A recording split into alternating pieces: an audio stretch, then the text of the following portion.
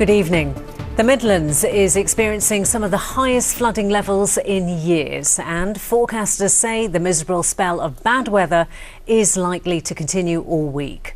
People in Worcester are tonight bracing themselves as they face the possibility of being cut off from nearby areas.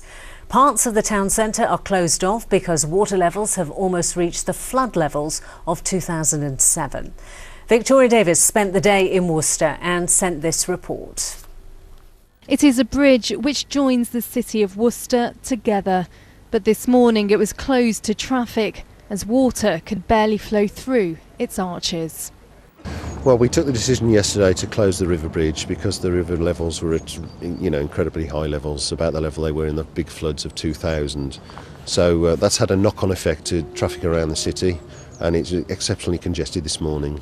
Many of the main roads through Worcester were closed as they were impassable, causing major delays and miles of queues backing up to the M5.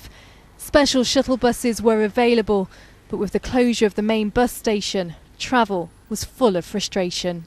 I've never known it this bad, and I've been living in Worcestershire for 44 years. It took me an hour and a half this morning to get in from Drake's Broughton, which is only about 5 miles away. It gets flooded, yes, but nothing like this. I feel really sorry for everybody, especially the businesses in town, because it's all shut off. But hopefully people can make it the rest of the week, so fingers crossed. Lying next to a river, Worcester is used to floods, but today the rising water levels even shocked residents. Beneath this water was once a fountain, park benches and a walkway, now completely submerged. And for riverside businesses like this one, they're now losing the battle against the deluge of water. This has been the worst it's been for the last, 10 years maybe, give or take. The electrics are all wet too, but it's upsetting, but what can you do? We're going to get everything out we can, and then it gets to a point where we just have to let nature take its course, I think.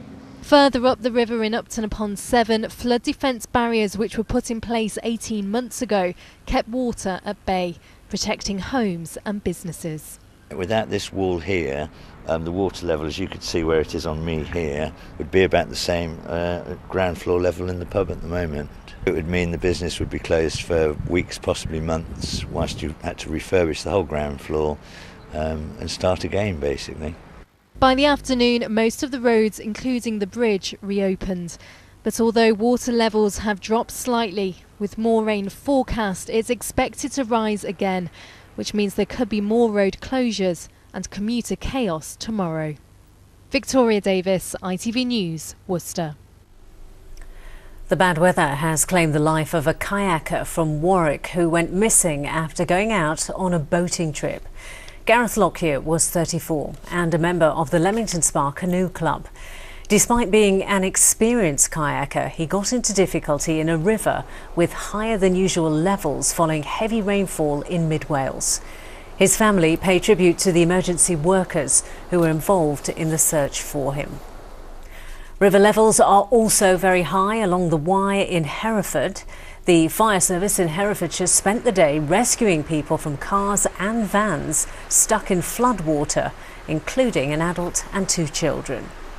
Meanwhile, this dramatic video sent in by a viewer shows strong winds that caused a 30-foot tree to topple over into a house at Frankley in Birmingham. Remarkably, no one was hurt and there was minimal damage to the property.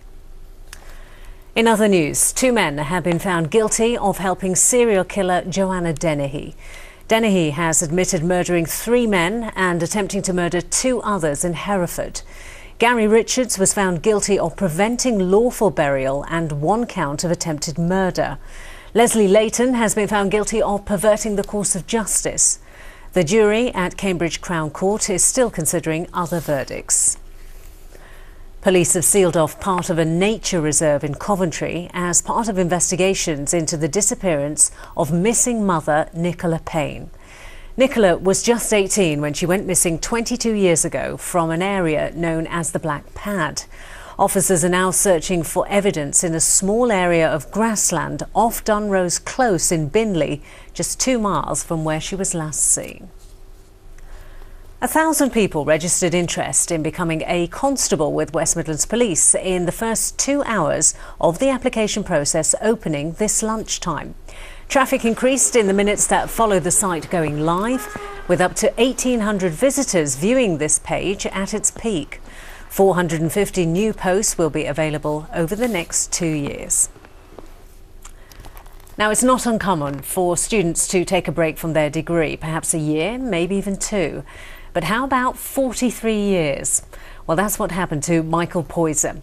Back in 1971, he began an open university course, but took a break after setting up his own business and starting a family. In 2009, he decided to resume his studies and has now graduated with a 2-2 in science and technology. He's finally collected his long-awaited paperwork in Birmingham. 3 or 4 years ago, I thought, well, if I don't get back to it now, I'll never will, because I was approaching 65. And obviously you start to slow down a bit. But I thought, well, I've got to get a great feeling to suddenly be there. I think this is it. I've done it, Just seeing all the students there and Mike sitting amongst them in the rows, we were just so excited. So we clapped and cheered and really enjoyed it. Now back to the rainfall levels. Let's get the weather forecast with the detail. Here's Sian Lloyd.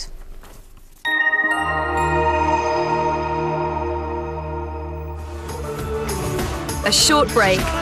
Whatever the weather. ITV Local Weather, sponsored by Centre Parks. Hello, good evening. We have heavy rainfall to contend with this week, along with frosty nights. That's certainly the case tonight. Icy and cold, at least for the first part of the night.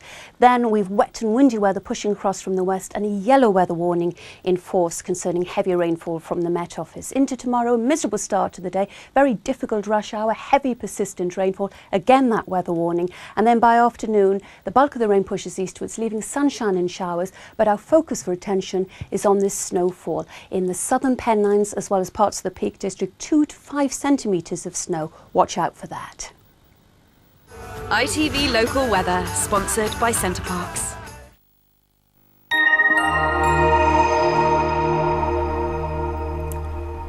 And that's all we've got time for tonight. There are updates and further details on all our stories on the website. Just go to itv.com/central. We're back tomorrow morning during daybreak, but for now, from the late team, good night